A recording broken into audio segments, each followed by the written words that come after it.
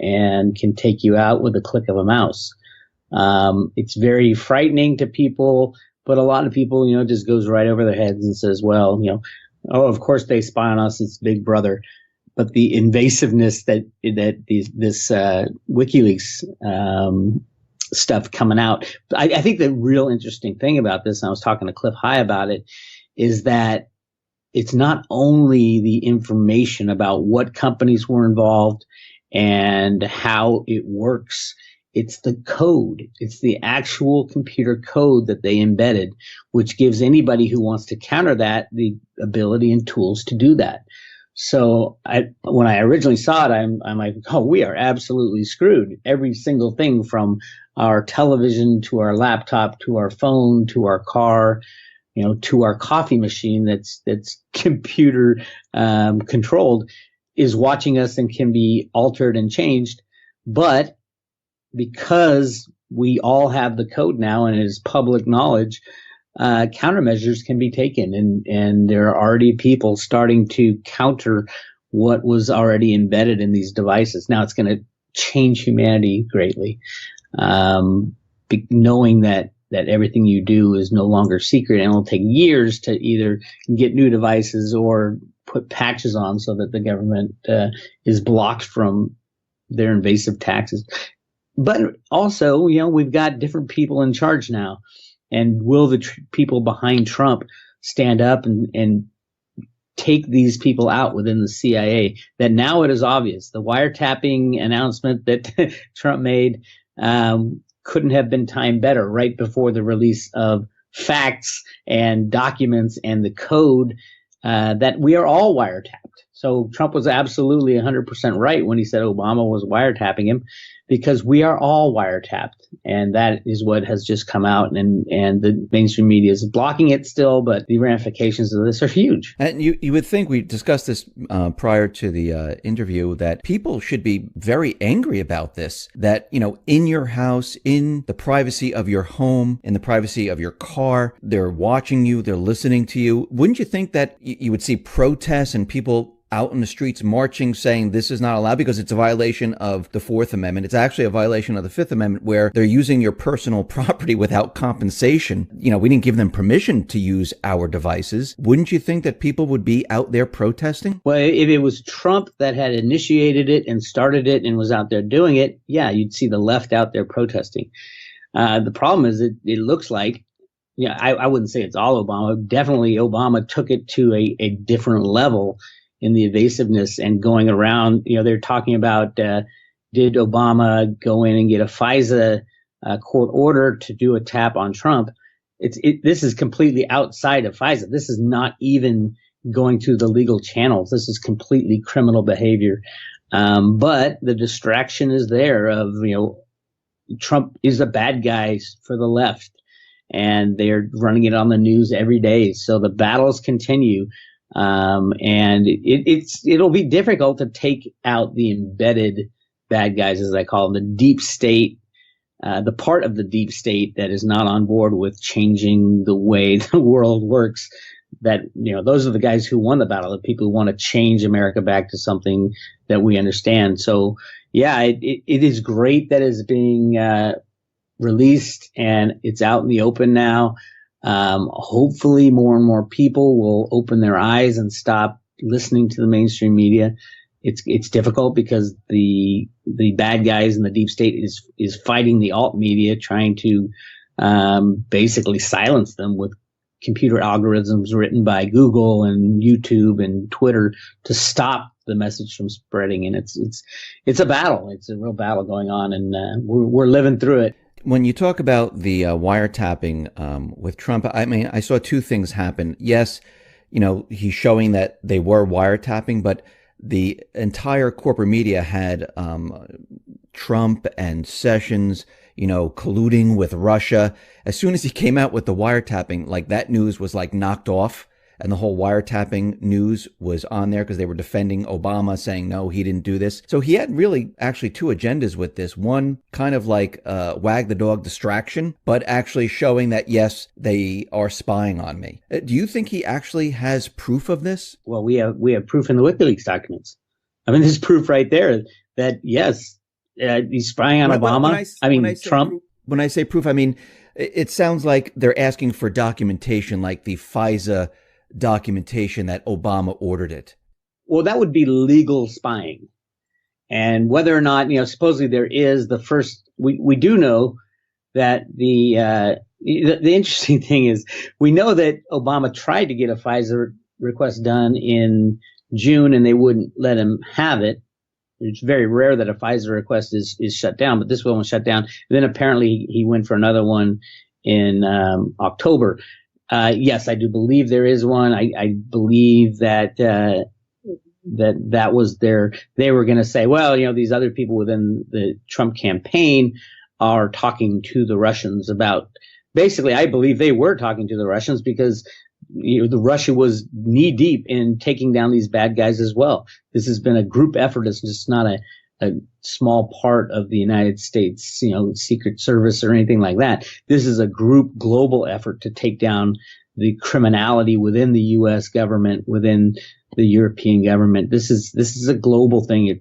And yes, they were coordinating with Russia. Putin is on the side of the good guys. Trump and the people he works with is on the side of the good guys. So of course they were colluding, because you can't just be one guy, Trump, saying, oh, I'm going to take out the bad guys. They'd make you disappear in a blink of an eye. But they probably got the FISA approval, and they probably were legally tapping Trump's phones, but they, who is it that's tapping the phones? These are the criminals that are being removed. And, it'll be really interesting when that comes out. They're going to say, oh, well, they got a FISA approval because Trump was colluding with the Russians. That's the big meme that the left and the deep state that are entrenched are trying to play, because it's true. They were colluding with the Russians, but it's to take out the criminals. It's to take out the criminals within the United States and around the world. It did take a kind of a agreement between some very large nations to make this happen, and it's currently ongoing. I just wanted to change subjects right now to what Trump did in the Oval Office. And I want to get your take on what you think this means. He took a portrait of Andrew Jackson and hung it on the wall inside the Oval Office. You can actually see it behind him. Why do you think he took the portrait of Andrew Jackson and hung it on the wall? It was a sign. It was a symbol of what's about to happen to the banking system. We all know Andrew Jackson was very much anti-banks. He's the guy who fought the banks and well known for it. Obama administration is trying to take him off the $20 bill? That's correct. And that ain't going to happen. There's a new ruler in town, a new sheriff in town. But that's not the only thing he did. He also changed the curtains in the Oval Office. I think they were red before, but now they are gold. And what do you think that means? That means we're going back to some form of a gold standard, which is exactly what is foretold in the Federal Reserve Bank of Boston's The Road to Ruta comic books. It's all about going back onto a gold standard. It's exactly what it says written in gold on the new $100 bill, that the citizens have the right to overthrow their government if they get out of control. If you look at the new $100 bill, the right side, there's gold writing, there's a gold inkwell. The Congress can take care of this Federal Reserve nightmare with the stroke of a pen. And all they have to do is close down the Federal Reserve. It is unconstitutional for anybody other than Congress to regulate money. That was never changed. The Federal Reserve Act was brought about in 1913 on December 23rd, when most of Congress was gone. Woodrow Wilson is the president who signed it into law. And everybody asked me, well, Woodrow Wilson was an anti-banker though, wasn't he? I said, yes, he was, absolutely. So what is it that the bankers did to get him to flip? And I believe it has to do with this massive gold find that they found in the Grand Canyon and announced in the front page of the New York Times in June 2012.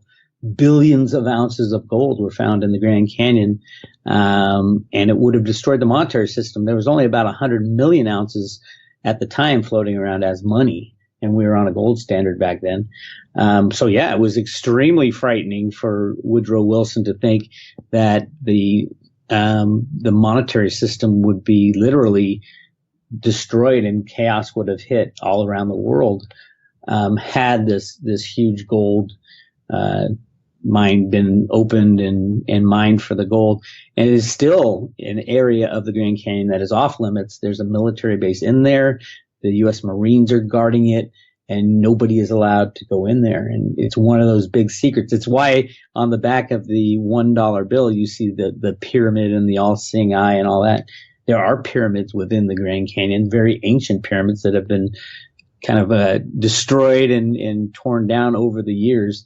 But you're not allowed to go there, and nobody's been allowed to go there since it was turned into a national monument, a national park by Woodrow Wilson back in the 1919 is when the final national park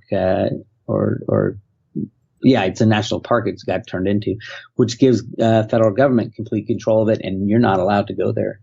And this is right in the middle of the United States, one of the most amazing, beautiful areas in the world. And all you're allowed to do is stand on this cliff, on this little shelf, and look at it from, miles away.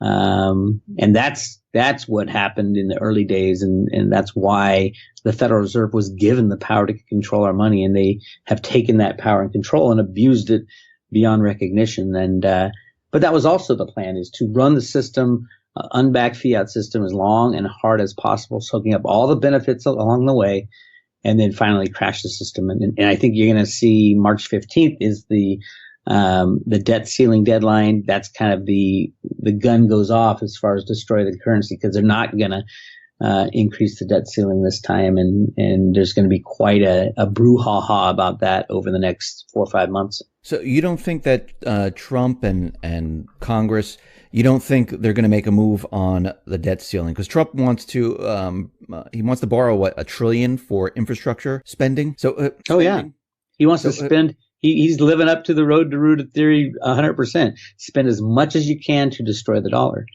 And Trump knows exactly what's going on the gold manipulation side, on the silver manipulation side, on, the guy he hired as his Treasury Secretary is a computer programming market rigger from Goldman Sachs. That was his job at Goldman Sachs. He was head of IT. Steve Mnuchin is a computer market rigger. He's a bad guy in my book, and I think he'll be the first one fired when the system starts going sideways. And now that we have all these codes, at least in WikiLeaks, I'm sorry for jumping around, but WikiLeaks says this is just 1% of what they're going to release, this latest release. And it was all the codes for the embedded spyware in all our electronics. Just wait till we get to releasing all the codes for computer market rigging and computer market manipulation. Then you're going to see real chaos in the markets, because that's how the unbacked system is controlled, through computers and derivatives invented by Alan Greenspan and this guy Stephen Duveau back in the 60s and 70s. And Stephen Duveau was U.S. military intelligence, went to the Federal Reserve Bank of Boston and ran the computer market rigging programs for them. And then he went to a company called PSDI, and PSDI was owned by IBM and basically put embedded programs into machinery and devices. I mean, if you want one person to blame for all this embedded stuff in the CIA program over the last 30, 40 years, it's Stephen Duveau. And now he's a world-renowned expert on project implementation.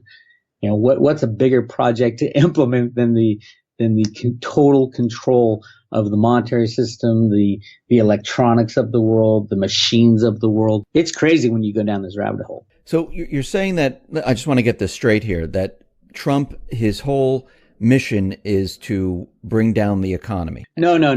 I'm saying Trump's mission is to remove the deep state bad guys that have controlled us for all these years. And it's not Trump's mission. Trump's just the front guy. They tried to get, a guy who was the salt of the earth, Ron Paul. They tried to get him to be the guy to, be the front guy for this return to a true America. And he just was not strong enough. Trump is strong. He doesn't care what he says. He's like a bull in a china shop. He's the exact opposite of Ron Paul. Yeah. But look what happened. Trump was able to stand it, and he's audacious about it, and the good guys were able to take down the bad guys behind the scenes. Now they're absolutely still embedded, and there's all kinds of booby traps that Obama had laid for the Trump administration. He's going through those now one by one. But Trump and the good guys have the final ace in the hole.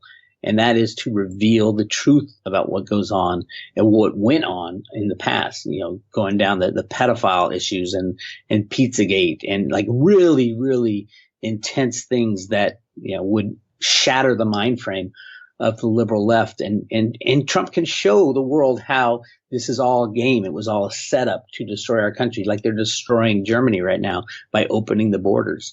I know a lot of Germans who are moving to South America because they have lost their country, literally. And over the next few months, next 6 months to the next year, Germany will be a completely different place, completely overrun by different ideologies, and the melting pot of Europe is going to be a boiling pot, and the Germans are getting out. I just want to go back a second. You said that Obama set up like booby traps for Trump. Like, what do you mean by that? Well, one of the things he set up is is who gets to see top secret data. And it used to be very controlled within the NSA, and you had to have all this clearance and encryption. And then like 16 days, I think it was, before Obama left, he made that information available to all the heads of all 16 departments. And so there's basically no way to track leaks because so many people have this top secret information, things like that. And the obvious spying in everything from our TV sets to our computers. There's different levels. There's the individuals spying on citizens, which, the individuals can get all outraged. That's not the big deal. It's spying on, Trump and his kids and the people behind Trump. They're on his laptop and they're on his iPhone. They can listen and watch everything he does and everything his people do. Every state head around the world. That's how invasive this entire program is. It is global. The head of China, whenever he goes on his cell phone, is going to be listened to by these people within the CIA. It is unbelievable what was just released from WikiLeaks. And the more it sinks in that this isn't just an individual privacy issue. This is a global network of spyware that can literally listen into all of Vladimir Putin's conversations and, or watch him when he's sleeping and things like that. It's amazing how totally encompassing this information is. I guess that's why Russia, China, they were getting rid of computers that were built in America, getting rid of the iPhone, getting rid of Windows operating system, getting rid of all of that, because I guess they figured it out like, okay, they're spying on us. And it started to get rid of all that stuff. Yeah, but it's really hard to get rid of. Just look at Vladimir Putin's chauffeur, his personal chauffeur, his favorite driver. Was killed in a car accident, and they have video of it. It's basically on a 2-lane highway or a 2-way freeway with like 4 or 5 lanes on each side, but no real big median in the middle. And he's driving down the road, and all of a sudden his car turns left into the oncoming traffic. Was that him making a mistake, having a heart attack or something, or was it a click of the mouse at the CIA taking out Putin's favorite chauffeur as a message? They can do it. This WikiLeaks release says, it's in every automobile, and they can control what's going on in every automobile. It is unbelievable. Our lives have changed. Our understanding of what is happening and what they can do to us. I mean, I look at my car, I go out there, I turn it on. Any electronic wire, any electronic hard drive in there probably has this embedded software in it that can both, listen to what I'm doing, or change the steering mechanism or mess with the brakes, all kinds of stuff. It's a mess. And this will never go away. It is embedded in everything. Now there's people out there trying to, patch it up right now as we speak. But the world has changed, and now we know about it. So what are we going to do?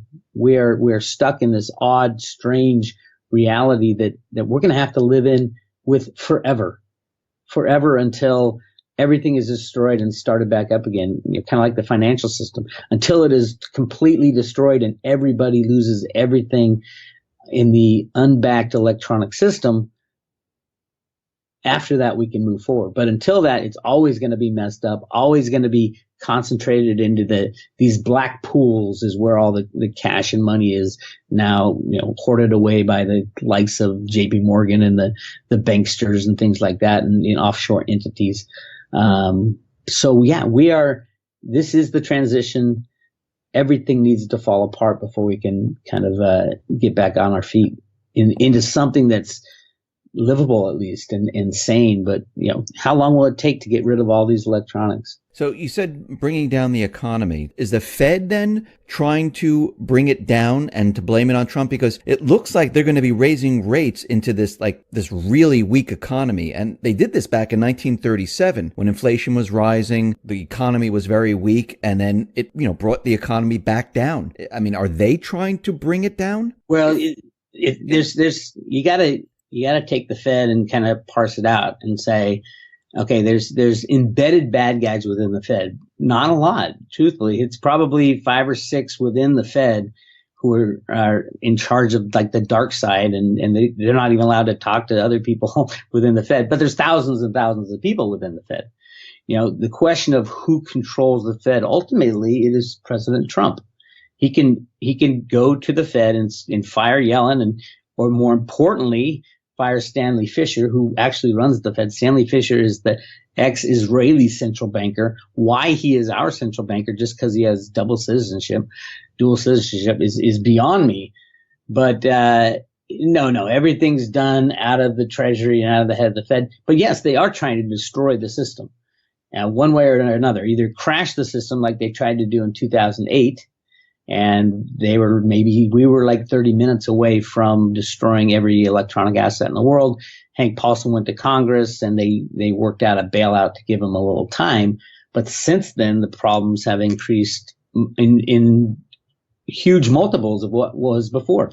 Now we have sovereign debt problems in Europe, and banks like Citibank and JP Morgan are heavily invested in European derivatives. If the European Union, if one country backs out or backs out of the euro, you can kiss JP Morgan goodbye, Citibank goodbye, which means every single bank in the United States would go, because they're all interconnected and they all have customers who would lose. If one customer banks or somebody works with Bank of America or JP Morgan and that bank goes down, all the money that the businesses that held their money in those operations would go down as well. And then you'd see every single bank, everything is connected because they're on a fractional reserve system. People will start running to the bank and withdrawing the money, and they'll find out very soon, within a matter of hours, that the money's not there. So we talked about Trump replacing the curtains with gold, hanging up Andrew Jackson, gold in the Grand Canyon, and then we have China and Russia who have been buying as much gold as they possibly can. And China came out saying that they want to include gold in the special drawing rights in the basket of currencies. Yeah, China's winning the game. China wants to keep the game going. That's why Trump's all, anti-China. It's amazing. You see Obama gets in there and he's very pro-China, anti-Russia. And then Trump gets in there, he's very anti-China, pro-Russia. China wants to keep the game going because they're winning the game. They want to keep this unbacked system going, but they're prepared. They have a lot of gold, and truthfully, their main focus is going to be Bitcoin. And they've just cleaned up their Bitcoin markets. They've told the 3 largest exchanges, which is OKCoin, BTCC, and Huobi, that they cannot any longer rehypothecate and fractional reserve their trading, which any market is all fractionally reserved, because these are Bitcoin derivatives that are traded in the markets and not actual Bitcoin transactions on the blockchain. So the 3 largest exchanges in China have basically shut down any withdrawal of Bitcoin. You can withdraw money, but you can't withdraw Bitcoin. And the price of Bitcoin rose from, I think it was around $800 when this started, to $1,200 now. China has huge plans for Bitcoin because they have a gigantic population that can instantly be wealthy. Every single person in China, if they give, 1 Bitcoin per town and then allow Bitcoin to be, traded freely and central banks printing money to buy Bitcoin at $1 million a Bitcoin, China would be a very well-off nation, and each town within China could distribute the Bitcoin amongst their people. It's very easy to do once you learn how to use Bitcoin. You can put a Bitcoin on your wallet right now and sign up and get some Bitcoin right now, this very minute. And China knows that, and they can completely kind of circumvent the unbacked fiat system and invent something new for their country. And there's been a white paper supposedly that Cliff High's seen in Chinese that was circulated with like hundreds of benefits of doing this for the Chinese people. So yeah, that's China's ultimate plan, I think, is some kind of gold backing, but definitely an implementation of a Bitcoin currency protocol. So what's going to happen here in the United States? I mean, China's moving towards Bitcoin.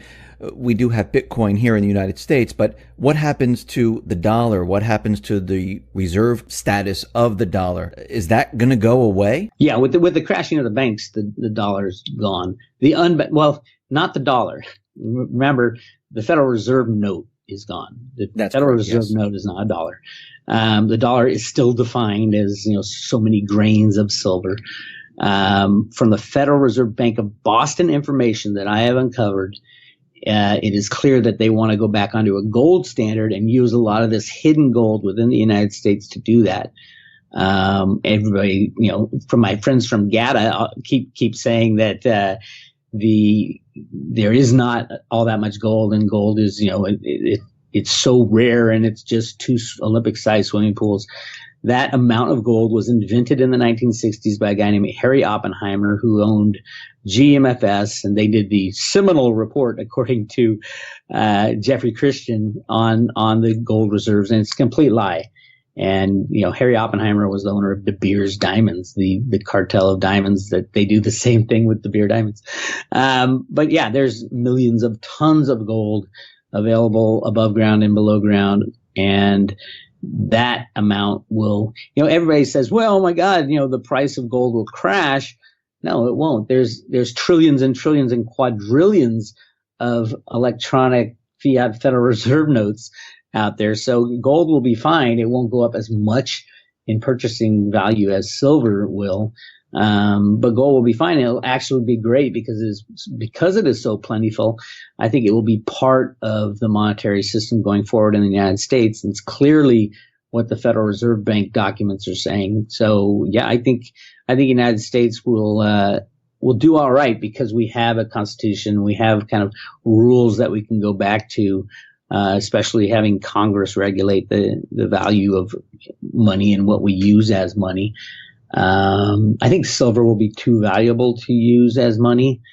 And Bitcoin will be a great tool to use as money in the United States. And as you can tell, everybody says, oh no, they're going to ban Bitcoin because, the banks don't like it. Well, actually they aren't. Name me one law that they've implemented that bans Bitcoin.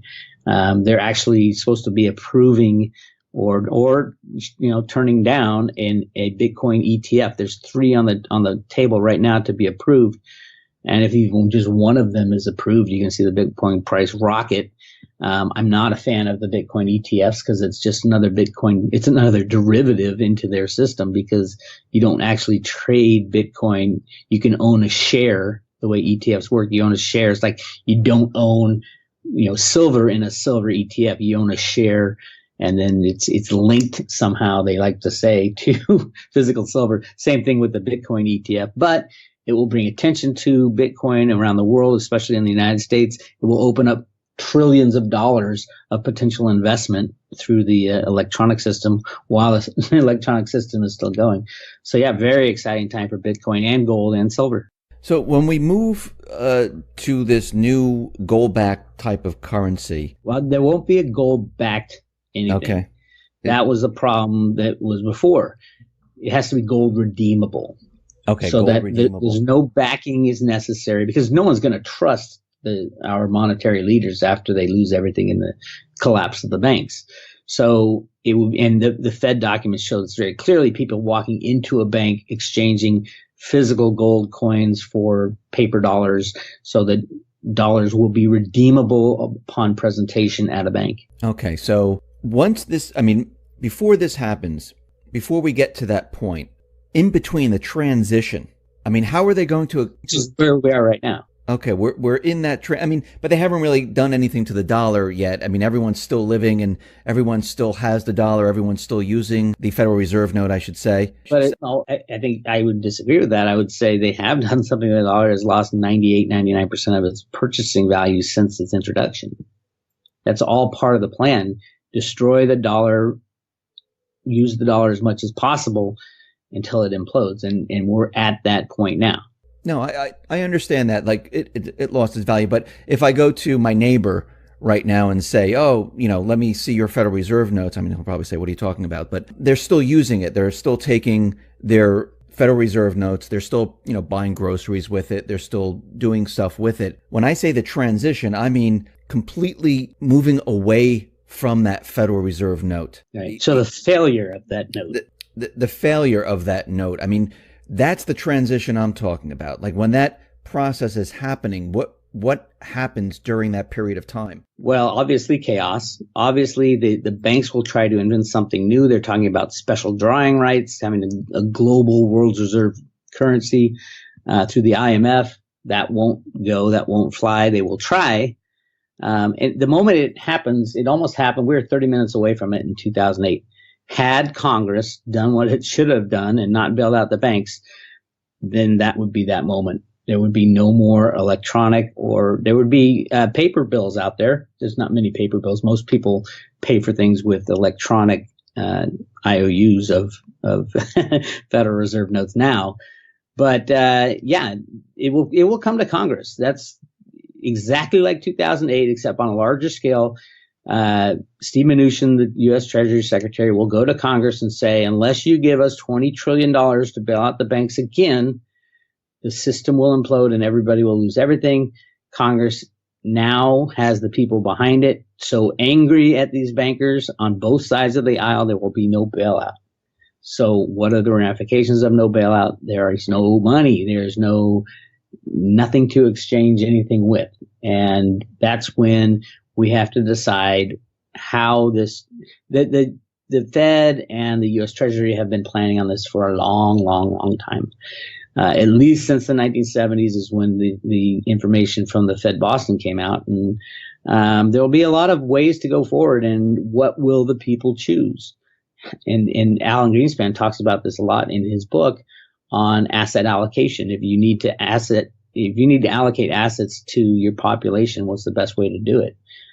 His solution was an asset allocation model based not solely, but mainly on the Social Security system.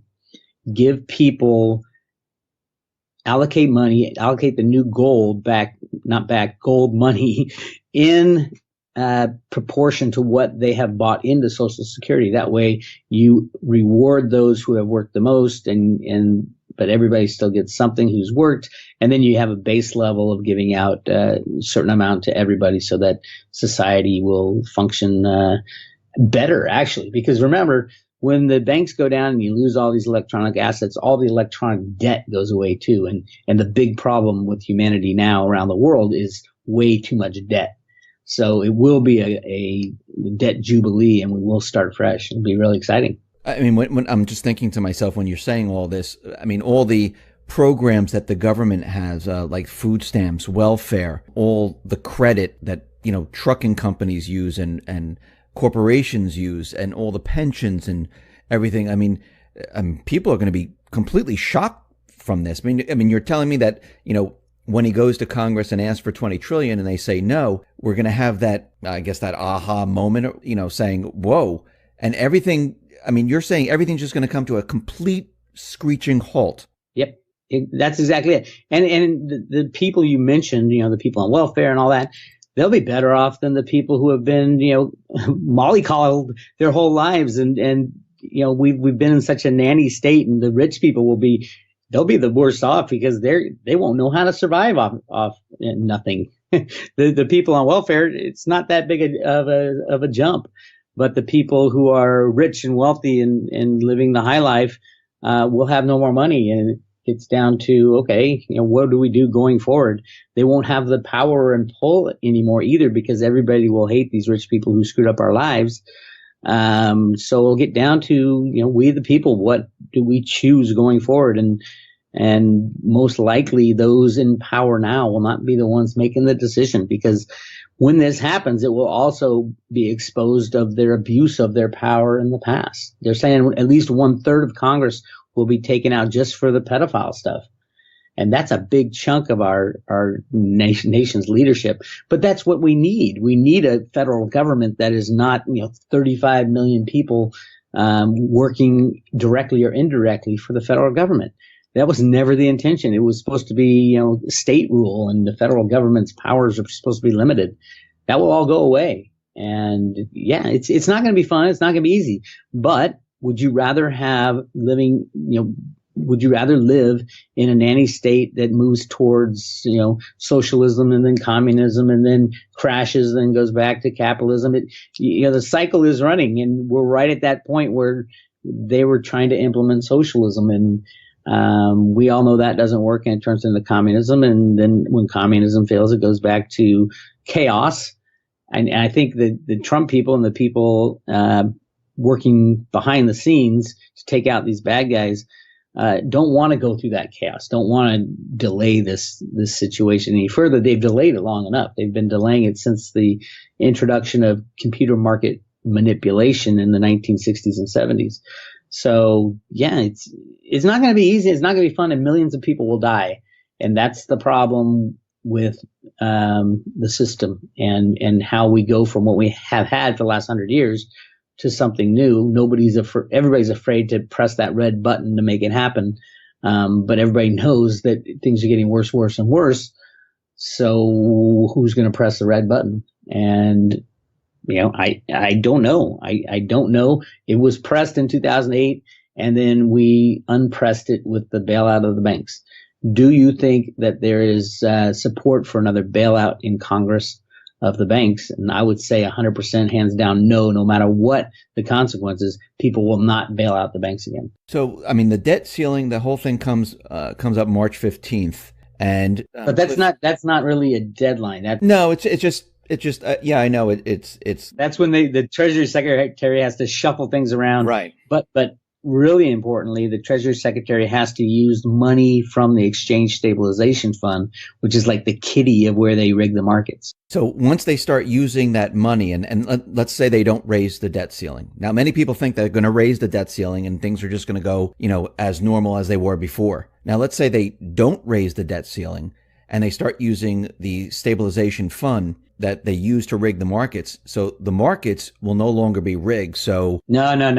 They're rigged. No, I mean, but if they're shifting those funds to keep the government operational. Well, that's one level on a very kind of, everybody can see that level. The reality of market rigging, it's done with computers and derivatives, which does not take money. It does not take funds. It takes electronic IOUs. That's why that market is in the hundreds of quadrillions of dollars, is because it does not take money to rig the markets. It takes a computer in the basement of the U.S. Treasury, and it takes the buy-in from the regulators, which they have. The Working Group on Financial Markets consists of the head of the Fed, the head of the U.S. Treasury, the head of the SEC, and the head of the CFTC. They're the ones who decide whether or not the market rigging continues, as it has done since the 1960s, or if it ends. And clearly the East is kicking our butts, knowing what they know about the market rigging, they know about the manipulation. So that's why China wants the system to go forward, because they are winning the battle. When it is not in the best interest of the United States to continue this game, we'll pull the plug, and that's where we are now. I think David Stockman said that we only have up until like the summer or the beginning of the fall to keep the system going with the money that the government has on hand. But that assumes that people are going to pay their taxes this time around. There is a huge movement to not pay taxes from the left because people hate Trump. And, people not paying their taxes on an individual basis is a problem for the person. People not paying their taxes on a countrywide basis in large masses is a problem for the government. So without taxes taxes have been declining coming into state and into federal all along. But remember, their big chunk comes in every time on April 15th. Right. So if they don't get what they expect, this running out, if they don't raise the debt ceiling, this running out of money in the summer is based on the assumptions that the normal tax revenue is going to come in April. And there is a movement. It'll get bigger and bigger as we get closer to April 15th of people not deciding not to pay their taxes. And if you get enough people who decide not to pay their taxes, there's no way the government could go around, and audit and arrest millions of Americans. What will happen is, and the government will run out of money, according to the law. And, that it's a great way to end the game, is just get a mass of people not to pay taxes. So you think from what you're saying here that we have until like the summer, the beginning of fall, and then that's when I think that's too late. I think we're going to see the chaos start around March 15th. Chaos, like monetarily. I think the Fed's going to be buying stocks as they usually do, and stock market could rise artificially, but that's been going on since the 70s. And I think we're going to have if Europe goes, everybody goes also. And Europe is on their knees, from Greece to Spain to Italy. The Italian banks are a mess. Any one of these could trigger the implosion of this Ponzi scheme. And then we go on, life goes on, and hopefully a majority of humanity will survive this transition. I'm not assuring anything. But part of what Trump's people are trying to do now, the reason they're allowing the rigging to go on in the markets, is they're trying to make a smooth transition. But the deep state is fighting it. Half of the country is up in arms. They want to open our borders and let everybody in, and because it's the moral thing to do.